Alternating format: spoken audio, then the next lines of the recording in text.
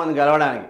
2 ఏళ్లుగా బాంబుల తయారీ సామాగ్రి సేకరణ, దర్యాప్తు ఏజెన్సీల ఇన్వెస్టిగేషన్లో కీలక విషయాలు వెల్లడి. దీని తల్లి వీళ్ళను దేంతో కొట్టాలో అర్థం కావట్లేదు నాకే.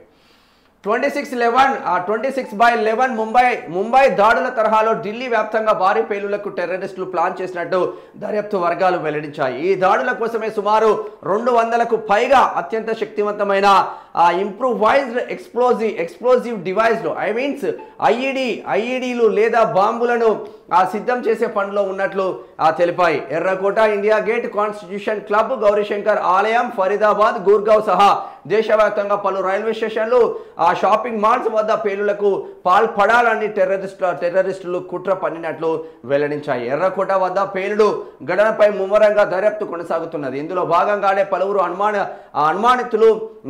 నిందితులను దర్యాప్తు ఏజెన్సీలు అదుపులోకి తీసుకొని విచారిస్తున్నాయి. మరి ఇంత పెద్ద ఎత్తున చేస్తా ఉన్నాడు. ఢిల్లీలో పేలుడు జరిగిన ప్రాంతాన్ని పరిశీలిస్తున్న దర్యాప్తు అధికారులను చూస్తా ఉన్నాం. రైసిన్ తయారీ కేసులో ఎన్ఐఏ ఎంట్రీ. అసలు ఈ రైసిన్ ఎక్కడి నుంచి వచ్చింది? ఈ ఈ పదార్థంతో మొత్తం బాంబులు పేలుడు పదార్థాలు ఎక్కడి నుంచి వచ్చింది రైసిన్?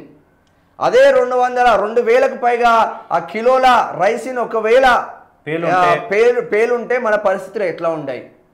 దారుణమైన, ఒకసారి ఊహించుకుంటేనే గుండె బరువెక్కుతుంది. రైసిన్ తయారీ కేసులో ఎన్ఐఏ ఎంట్రీ. గుజరాత్ ఏటీఎస్ నుంచి వివరాల సేకరణ. హైదరాబాద్ వాసి డాక్టర్ అహ్మద్ సయ్యద్ లింకులపై ఆరాధిస్తూ ఉన్నారట. హర్యానా, యూపీలో పట్టుబడిన డాక్టర్లతో సంబంధం ఉందా అనే కోణంలో దర్యాప్తు జరుగుతున్నదట. 2 నెలల కిందనే ఇంట్లో మెషిన్ ఏర్పాటు, ఆముదం తయారు చేస్తున్నట్లు కుటుంబ సభ్యులను నమ్మించిన సయ్యద్ 2 నెలల కిందనే ఇంట్లో